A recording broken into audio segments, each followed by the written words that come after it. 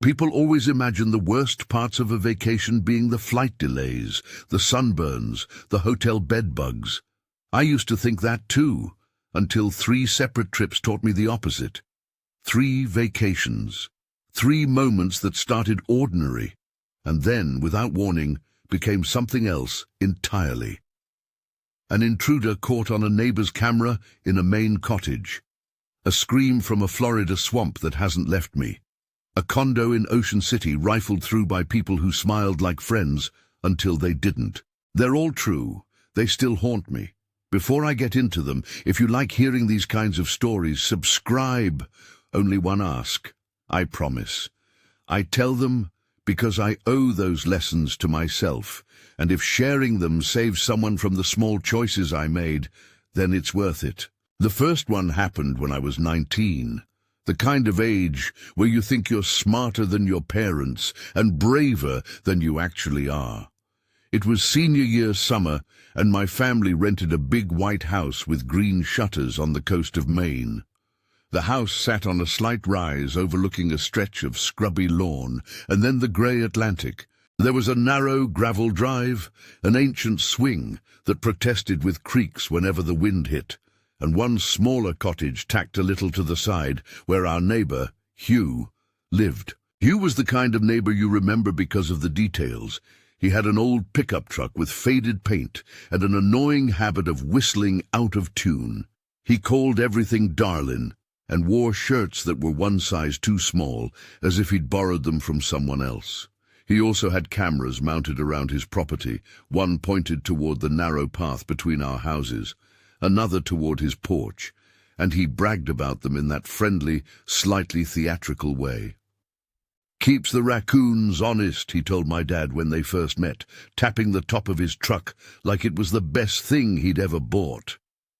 My dad trusted Hugh the way people sometimes trust neighbors who are a generation older, half because of appearances and half from habit. I, at 19, trusted my phone and my gut. This was the summer after graduation, so I wasn't working full-time yet. My girlfriend at the time, Danny, lived a couple hours away, and we were doing the whole long-distance thing that feels both fragile and invincible at that age. On the morning my parents and my sister packed up for a day-long hike, I asked if I could stay behind. Jake, my younger brother, 10, sticky with the kind of energy that makes him impossible to fully monitor, was supposed to be babysat. "You sure?" Dad asked, squinting at me like I might be trying to sneak out. "Yeah, I'll sit with Jake. We'll watch movies, maybe go down to the shore." My plan was vague because that's how plans usually are at 19. I mostly wanted to stay so I could text Danny all afternoon without the aggravation of trailhead photos or family debates over who forgot the sunscreen. The house had a weird layout. The main bedroom opened into a small hallway that led to the back-screened porch. The porch was glassy, like a fish tank. The thin wooden frame, the wrap of mesh keeping out mosquitoes, the single light bulb hanging and buzzing. We spent most of the afternoon there, the 3 of us, me, Jake, and a stack of cheap paperbacks, watching seagulls and arguing about whether the tide was coming in. At some point, adolescent boredom and the urge to stir the pot pushed me into one of the dumbest decisions I've made. Hugh's little cottage sat less than 30 yards away. From the porch, I could see his sagging front steps and the cameras poking out like black eyes. I wanted to make some small proof of bravery gesture for Danny over FaceTime. Nothing dramatic, just a silly dare. I told Jake to keep an eye on the path, and I slipped down, barefoot on the gravel, to Hugh's side yard. The side door was unlocked. I remember that exact detail because it felt ridiculous and comforting at the same time, like finding a door to a neighbor's house open is the universe's approval of your mischief. The interior was a little dim, smelling faintly of frying onions and motor oil. There were a couple chairs, a jukebox-looking radio, and a scattering of postcards. I told Danny through the phone, "I'm going to check out Hugh's place. He leaves his door open all the time." And she laughed on the phone. Jake was watching the path. Everything felt ordinary. I shouldn't have gone in, I knew that. But curiosity and a kind of stubborn teenage bravado do strange things. I propped a patio chair against our back screen door when I went in, a clumsy attempt at adding security to the room while we were gone. The chair looked ridiculous in the dim porch light, an amateur barricade. We told ourselves it was a joke if anyone asked. Hugh caught me later on the cameras. Not in a creepy way, at least not then. I remember him standing on his porch the next day, waving with a sheriff's grin. "Saw you on the feeds," he called when my dad stopped to check in after the hike. "Kid's got an explorer spirit." He said it like it was a compliment, and then offered us a bag of clams like he was the mayor of coastal goodwill. We played it off. Me and my father traded the same look families trade when a parent gets overly friendly with a neighbor. That night, about 11, the porch light was low, and we'd been stupid with the TV volume, watching something dumb and old. Jake fell asleep with his head on my shoulder. I dozed off in the half-light, one of those shallow sleeps where every noise snaps you awake, in the exact kind of middle-of-the-night way that makes the world seem elastic. Something crashed. It was loud enough to wake me and Jake, not a thump, but a full-bodied crashing sound, like someone had thrown furniture against wood. I remember the way the screen door rattled when something hit it. Jake's breathing quickened. The inside of my stomach turned ice. I didn't move at first because the rational part of me, what little of it there was, kept whispering possibilities. Maybe a raccoon, maybe the wind. Then the chair I'd propped against the door toppled over with a metallic clatter. And then footsteps. Barefoot, I think, on the narrow wooden porch a few feet from where we were. There's a sequence of instincts that does not wait for permission. Adrenaline floods, heart pounds, whether you want it or not.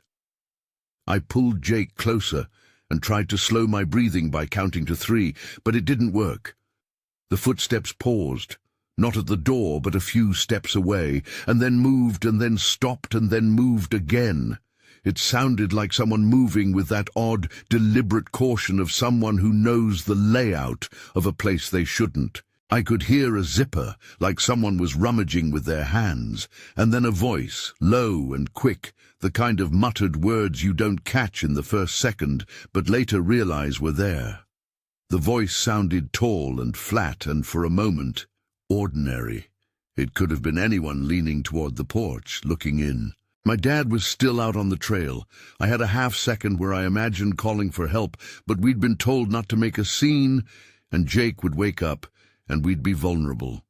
I remember the scent of the night, salt, damp wood, the cigarette tank from Hugh's porch floating like a phantom. I remember thinking, absurdly, that everything looked like the slow-motion scenes from movies, only quieter and smaller, more intimate, and therefore more dangerous. After what felt like forever but was probably 30 seconds, the footsteps receded. The screen door remained closed. My hands were numb with sweat. I waited with Jake like a statue until the night felt safer. Eventually my dad came back, muddy and tired, and Hugh was standing on his porch again, oversized grin in place. "You all right?" he asked, like a man who'd been watching a soap opera and just stepped into the climax. I told him what happened. Hugh's face tightened in that way that made him younger and older at the same time. The whistling stopped. He asked if he could check his cameras. We watched him walk inside his little house, and I had an odd impulse to accompany him, partly because I wanted to be brave for my family, and partly because I didn't want the image of those footsteps to have a private life in my head. He came back with a laptop and sat at the kitchen table like a man brokering evidence. The video was grainy, but clear enough. There I was on the porch, Jake curled against my chest. Our porch light a small orange pool. The camera panned briefly. Then there was a dark shape crossing the screen near the bedroom window. It was a tall man, bald, moving with a long-legged stride. He walked past the window to our back bedroom door and pulled something, maybe a backpack, then turned and walked back toward the path between the cottages. The angle only caught his silhouette and the movement. You could not, with any certainty, see his face. Hugh rewound the clip and played it again. He tapped the screen like it might reveal more. His mouth was thin. "That's him," he said finally. "Looks like he came from the woods." He pointed to the path where the underbrush thickened into pines. My dad called the police. The conversation was tentative, like a negotiation. First the suspicion, then the recitation of facts. The dispatcher said someone would come by, but we were told not to confront anyone. We locked ourselves in the car, and it felt obscene, like we were leaving our house to be watched by strangers. The police arrived maybe 20 minutes later. I remember blue lights cutting the dark through the trees and the two officers' boots crunching around the gravel. They took statements, asked the standard questions. Did we see a vehicle? Did we hear a voice? Was anything missing? My throat went dry, spelling out what little we knew: a tall, bald man, a backpack, the path into the trees. They walked the property with flashlights, and I watched the beam pass into the wooded border and vanish. They searched the woods for a while, flashlights, cars idling, the slow, methodical sweep that feels both efficient and inadequate in the face of night. I was brace-wary while they did it, the kind of blank, jittered watchfulness that makes you notice the ordinary things more, the way the porch light hummed, the smell of gasoline from someone's heater, the low groan of the ocean in the distance. Nothing. No sign. The officers shrugged after a time, said they'd log the report, and left us with the standard rehearsed sympathy and the suggestion to lock doors and call if we saw anything else. Hugh stared at the laptop for a long time after the officers left. There was a raw, slow pity in his face that didn't fit his earlier banter. He must have spent years watching things through lenses that made the world both sharply small and unnervingly large. He offered to set up an extra camera for our porch if we wanted. My dad declined in the faint way parents do when their sense of control is being chipped away. "We'll be fine," he said, but it sounded like someone trying to convince himself. We didn't sleep much that night. Every creak felt like the intruder's feet. I remember laying awake and imagining the worst, because the human mind has this talent for wrapping small facts in apocalyptic costumes. It ran through scenarios, all of them greedy and merciless. What if I'd answered the door? What if he'd come back when Jake was alone? Guilt is a slow animal, and I felt it clamber across everything I did. In the morning, even the banal rituals, making coffee, brushing my teeth, felt like acts of survival. Within a week, we left early. My parents said the mood had shifted. The shoreline that had been freeing now felt surveilled, fragile. The police never called with updates that I remember, and in the years after, I asked once at a town hall meeting about anything found in the woods and the man whose image Hugh had on his feed. The answer, when it came, was the kind that lands like a stone in cold water. They never caught him. Unknown. The footage remained a stubborn, unresolved image on my mental hard drive. The aftermath stayed with me for a long time. I caught myself making tiny, defensive habits, checking locks twice, propping my phone on the pillow between us in hotel rooms when I slept with girlfriends, not being alone in houses at night if there was an option. The chair we'd propped against the porch was, in hindsight, a monument to adolescent shortcuts, more theatre than defence. I thought about bravery a lot. There's a difference between doing something bold and doing something reckless because you want to prove nothing to anyone but yourself. Months later, I ran into Hugh at a grocery store. He was older looking, the pickup a memory in the distance, but he still whistled off-key when he walked. He waved like he did on that porch, and I felt a small, complicated gratitude toward him, toward a man who, in his strange, gruff way, had been a witness. He told me, in that clunky, neighborly way, that he kept his system active after that week. He'd installed another camera that pointed toward the tree line. He didn't say much about the footage. There's a kind of decency in that. Some things don't get tidy endings, not even in small towns with friendly men and gravel drives. I tell that story first because it's the one that still makes my skin tighten when I think about doors and unlocked windows and the quiet assumptions we make on vacation. It taught me the first of my vacation lessons. Ordinary places hide ordinary threats. And your small choices, leaving a door unlocked, propping a chair as if theatre could stand in for security, compound into risk. If you've ever wondered whether you should be the hero in your own life, sometimes the safest answer is to make the right choice, not the dramatic one. If that makes you feel heavy, wait. Because the next one is different. This one isn't about a camera catching movement or an intruder leaving with a backpack.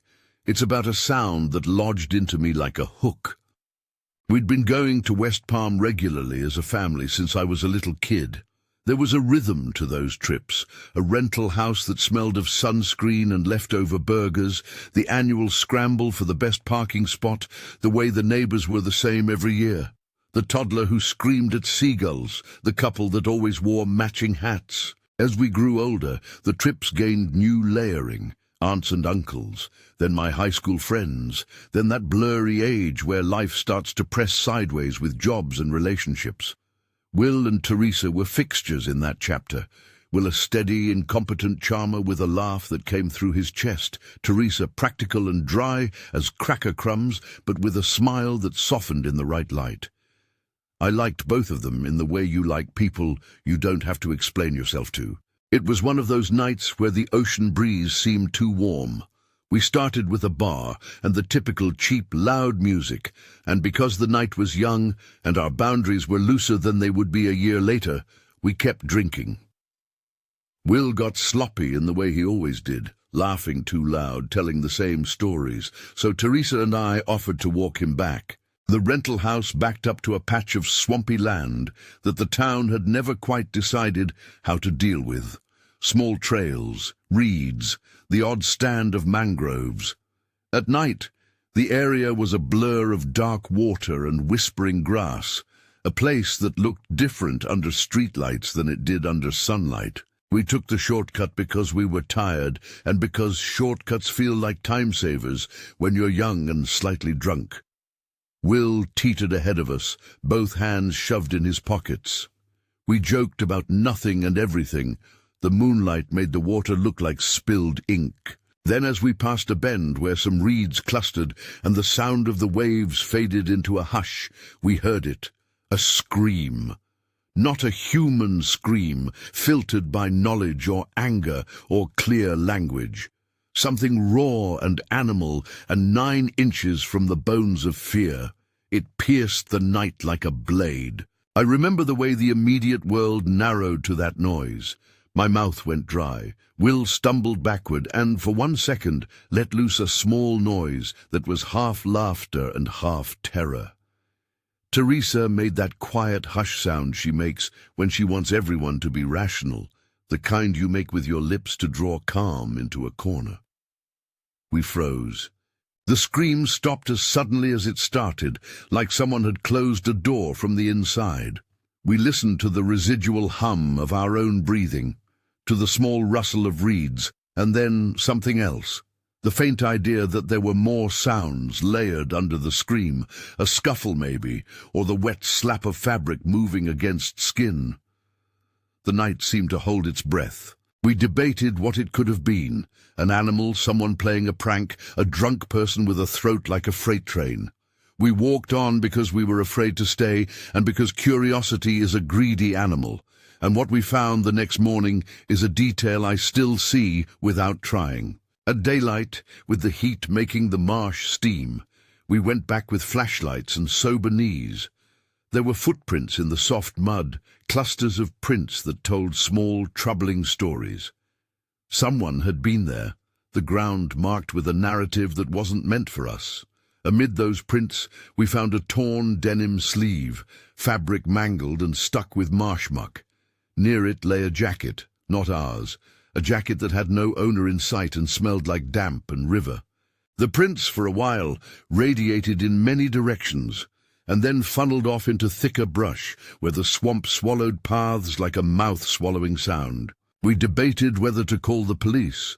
Part of us, immature, territorial, feared being the ones to drag a story into the official world, where everything gets recorded and judged and made permanent. Another part of us was selfishly scared of being interrogated, of the old shame of being kids at the center of a potential tragedy. We argued until the heat of noon made the insects annoying and the certainty of our indecision more unbearable. In the end, we did speak to an officer at the local precinct, but the conversation was clipped and polite and then slide into the usual. "We'll mark this," they said, which felt like the polite way of saying, "There's nothing we can do right now." They took a look, photographed the evidence, the torn sleeve, the jacket, the prints.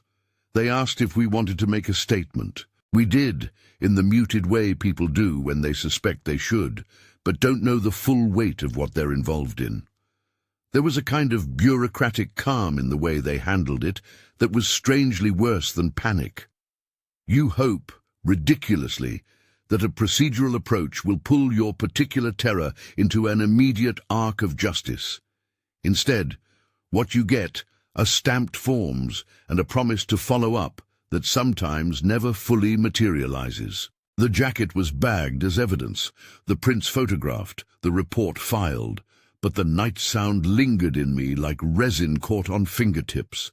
For weeks after, I would catch myself at restaurants or in apartments, ears tuned to anything that could escalate into that scream. I replayed the scene where we walked back and imagined different responses. Had we followed the cry into the marsh, would we have found someone who needed help? Or would we have placed ourselves in danger? Regret is a persistent companion that likes to sit on your shoulder and name every what-if. None of us could say what had happened that night, whether it was an animal or human or something else entirely. Unresolved is a thin, sharp state of being. It makes you vigilant in ways that wear you down, but I don't want to leave you with only dread. Those trips to West Palm also taught me about the fragile, liminal space between freedom and risk that travel creates. It taught me that sometimes the scariest thing isn't the immediate threat, but the long, slow gnawing of not knowing. It taught me how a single sound can become a compass that points back to an older, less innocent time. We thought that after West Palm we'd learned our limits. We thought we were different people, or maybe we just wanted to believe that. 2 summers later, my girlfriend Vanessa and I went to Ocean City on what was supposed to be a simple, happy trip. Our first real vacation alone, as a couple. We'd both been working too hard, the kind of exhausting that blurs Saturdays into weekdays. So we were looking forward to the small, mundane pleasures, boardwalk fries, late-night walks, waking up without alarms. We checked into a modest third-floor condo a block from the beach. The unit smelled faintly of lemon cleaner and of someone else's life. We unrolled our towels, unpacked the toothbrushes, and walked down to the water with that hollow excitement people get when they feel like time is theirs again. That evening we met Henry and Sarah at a bar, the cliché of vacation sociability. 2 strangers at the end of the neon-lit room who end up at the same table because someone needed to pass the chips. Henry had a grin that spread too easy and a laugh that seemed rehearsed. Sarah was quieter, reserved, yes, but with eyes that tracked you in a way that suggested she was doing inventory. Over the next day or 2, we kept running into them. You see that sometimes on vacation, the small-town orbit where strangers cross paths like planets nudged by luck. Henry asked where we were staying, and with a casual toss of his head, mentioned he was nearby. We laughed and exchanged numbers, the kind of exchange that feels harmless because it's framed by sunny weather and the absurd informality of being a tourist. Henry's number later showed up in my phone, labeled only as H. He texted a lot at first, suggestions of places to eat, a picture of a local crab cake. Vanessa joked that he was trying to earn the right to be our tour guide.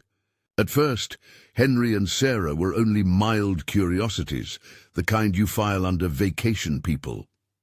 But there's an uncanny ordinariness that can slide into something else when patterns begin to repeat.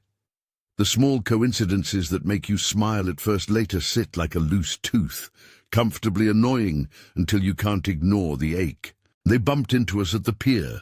They were eating at a cafe we chose. Once we saw Henry standing outside our building at night, head tilted toward the elevator like a man hoping for a serendipitous encounter. One night, after we'd gone out for dinner and a few drinks, there was a knock on our door. I opened it expecting the vending machine guy or someone else's wrong apartment visitor. Henry stood there, a cigarette in his hand, Sarah a step behind him. He said his car had broken down and he needed to use our phone to call a cab. It was an oddly specific request for two people who supposedly lived nearby. Vanessa and I exchanged a look. We were tired and polite and partly naive in that way that makes you default to reasonable explanations. We let them in long enough to make the call. They left, smiling, as if nothing had happened. The first odd thing I didn't register as odd until later was a text from Henry a few hours after that, when we were in our bed with the light off. The text said something like, "Don't go to your room yet." It was casual, a message meant to tease, maybe, or to imply some inside joke I hadn't been invited to. I deleted it without showing Vanessa, thinking it was a bad attempt at humor. That's the thing with small red flags. Your brain has a talent for minimizing them when it wants to keep the peace. The second odd thing was subtler. On a late afternoon walk, we passed the condo's laundry area and saw someone's sandals outside a door. A normal thing, except the sandals were exactly like the pair Vanessa had set by our balcony earlier. A stupid coincidence, probably, but my stomach did something cold. I told myself I was being paranoid. We laughed at the ocean and picked up shells, because the ocean always offers a way to breathe again. We left the door slightly ajar one afternoon when we went out to eat, convinced we'd be back within an hour. When we returned, the balcony door was open wider than we remembered. There were footprints on the welcome mat that weren't ours. The back of the couch held a disarranged look. Cushions askew, magazines shifted, a drawer left half open, a chilling, trivial inventory. Our suitcases, which had been zipped and tucked against the closet wall, were unzipped and splayed like a display of small personal things. Some items were missing. Nothing priceless, but meaningful. A pair of sandals, Vanessa's favorite bathing suit, and a small printed photo of us from our first date that I kept folded in my wallet. I called the police. This time, the officers were efficient and solemn in a way that matched the sting of violation. They took statements, photographed the scene, and said they'd check building logs and talk to property management. They suggested we might have been targeted by opportunistic thieves who watch patterns. They asked whether we'd given anyone access, and I felt my throat close as I recited the truth about Henry and Sarah and the knock that night. One of the officers made a note and said they'd attempt to contact the numbers we'd given them for the neighbors.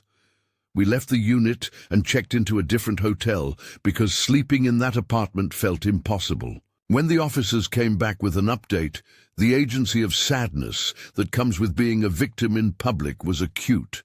Henry's number was disconnected. The building registry, they said, showed no Henry or Sarah on the premises. There was no coherent explanation that fit the small pieces we'd gathered. It was like pulling at the seam of a sweater and seeing only a few loose threads where a whole pattern should be. We wanted to believe we were simply unlucky, that the universe had paused to inconvenience us, but there was a quiet ugliness to the truth that it could have been worse, and that the ease we felt walking into strangers' lives had been a vulnerability. We never found Henry or Sarah. We never discovered whether they'd been alone, whether they'd come with more people, whether they'd been watching the rental logs for weeks. The police did what they could, which in this case meant cataloguing the loss and giving us the number for a detective.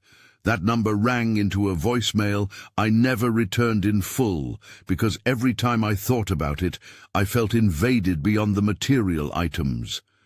The simple fact of someone rifling through things you've left in a place that's supposed to feel temporarily like your home is a peculiar kind of violation. You lose a small faith in openness. The aftermath left a residue. Vanessa cried once in the hotel bathroom, the way tears fall when someone is relieved to be safe, but furious for the loss of trust.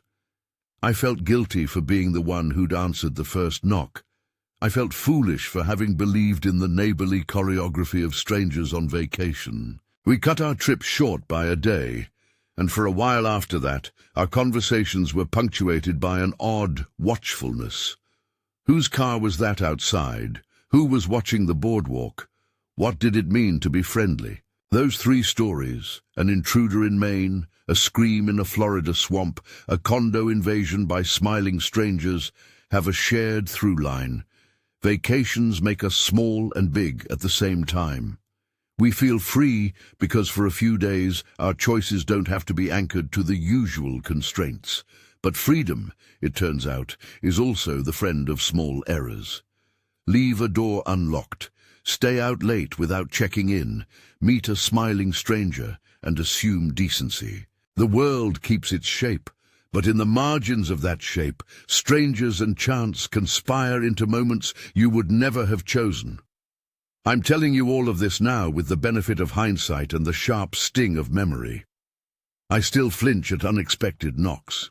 I still wake sometimes in the night to the echo of a scream, and there are things I still don't know, faces that remained obscured, motives that were never explained. I can't promise you closure for any of these stories. All I can offer are the facts as I remember them and the small lessons that stitch themselves into my behavior afterward. If you think that's the end of it, think again. Because travel keeps teaching me about the odd places danger hides, and because I'm stubborn about learning the hard way, there is another story, one I'll get to next, that ties together curiosity, the cost of being kind, and the way strangers can build trust just to see what they can take. The next time I'll tell you how a routine night in a seaside town turned into a slow, invasive unraveling that left me questioning the very notion of hospitality. That next story, I promised, isn't another discrete encounter so much as the way those 3 moments kept threading into everything after. The small, grinding aftermath that turned ordinary days into quiet investigations and ordinary nights into arenas for what-ifs. It's the part people rarely think about, not the bang or the scream itself, but the way the memory rewires you, how a vacation souvenir can become a talisman or a trigger. So let me tell you how the rest unfolded, the months and years, after the noise and the footage and the open door, because those are the parts that taught me about regret and about the odd, slow cost of being human. After the main thing, the footage sat in my head like a stopped frame. I replayed the silhouette until the edges softened, until even that shadow seemed familiar enough to dream. For a long time I drove my family's station wagon the way that house had driven me. Careful routes, hands at 10 and 2, eyes checking fences and porches for movement. I used to think I was doing that to protect other people. Mostly, I was protecting myself from the thought that a single stupid dare could have ended everything. One weekend, a few months later, I stopped at the grocery where Hugh bought his cigarettes. He was at the register, older somehow, his whistling gone, ringing up someone's newspaper and staring at his hands. I remember the details because small things became talismans for me.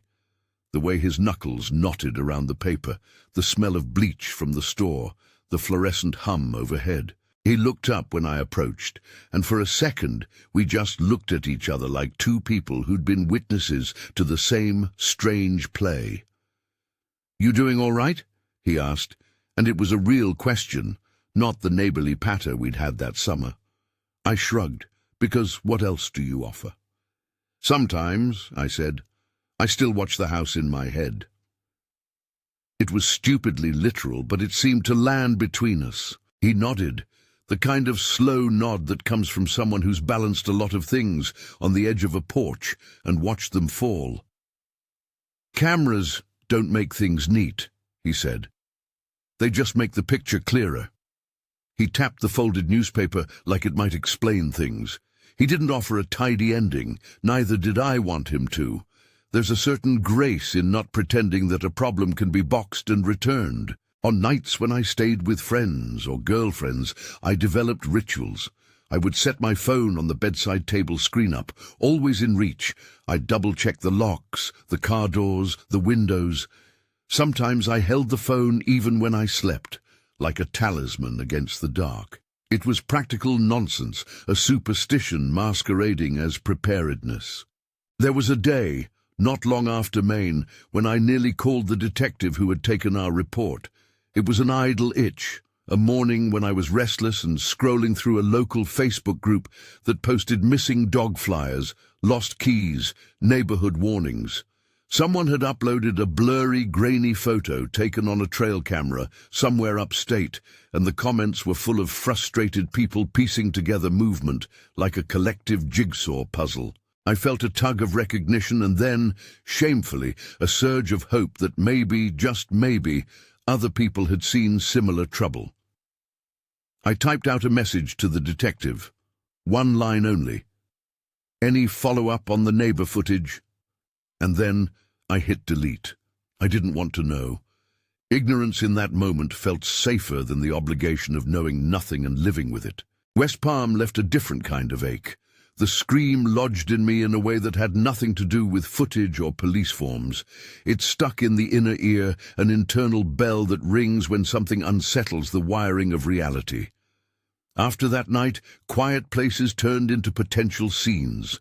The rustle of leaves made me imagine movement in the dark. Cranes by the inlet were no longer just birds, but silhouettes waiting to be explained. Teresa and Will and I talked about it at length, not the scream itself, so much as our choices. Will, guilty and still half-humorous, did that thing where he laughed and then looked away. Teresa, bless her, was all efficiency and lists. "We did the right thing," she said in that tone that holds both stubbornness and kindness. "We reported it. We didn't run screaming into the swamp." She was right. Most days that answer held like a small, practical object you can return to when your mind wants to run. But guilt is a species of weather. Sometimes it's a storm, sometimes a fog.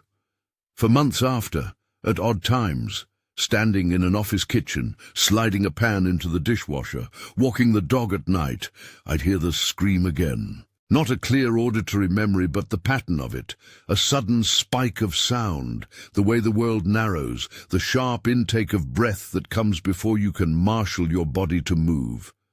It taught me that unresolved things don't always demand closure to be heavy. Sometimes ambiguity is the most corrosive thing there is. Ocean City taught me a lesson about how easy it is to mistake warmth for safety.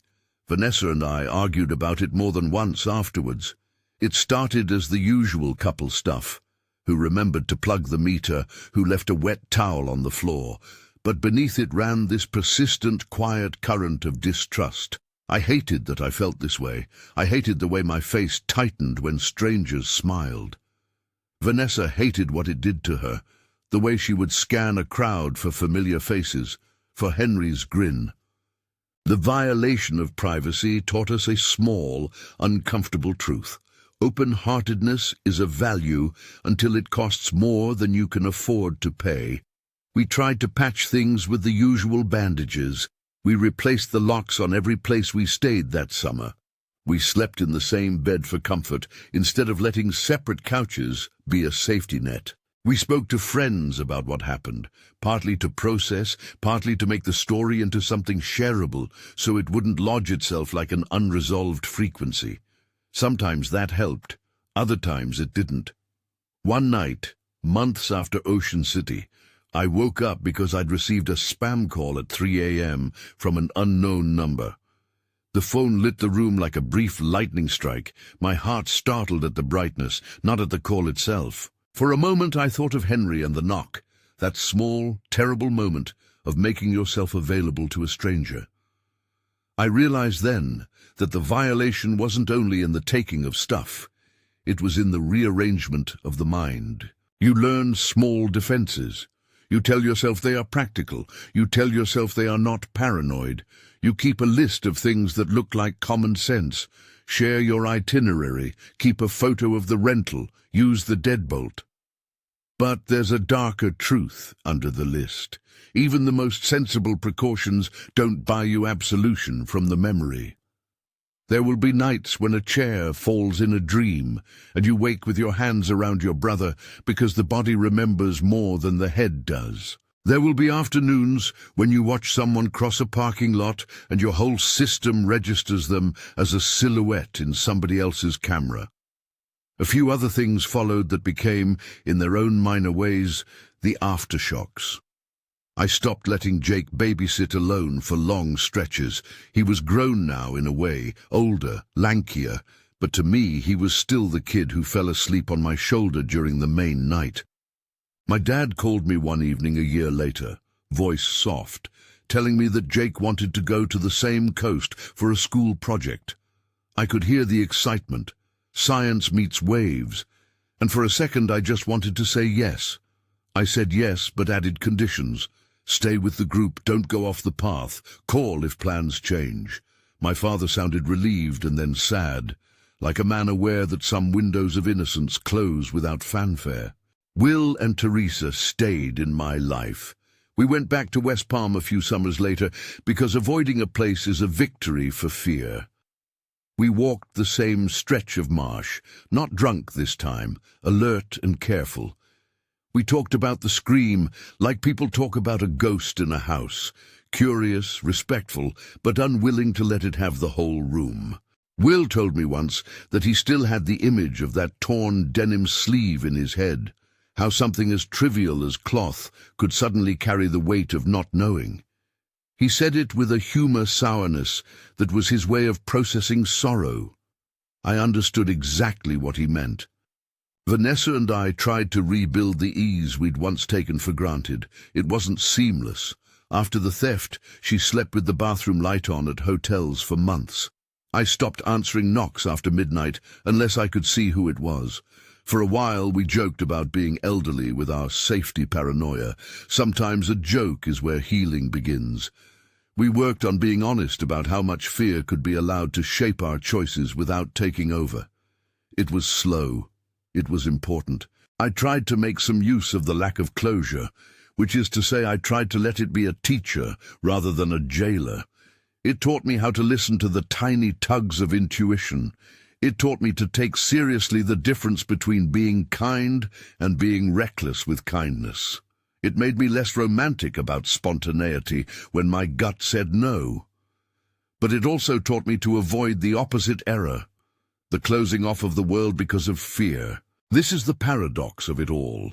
The very things that make the world livable, trust, curiosity, willingness to be surprised, are also the things that make you vulnerable. The challenge is not to create instructions that tell you to be cold and shut the world out.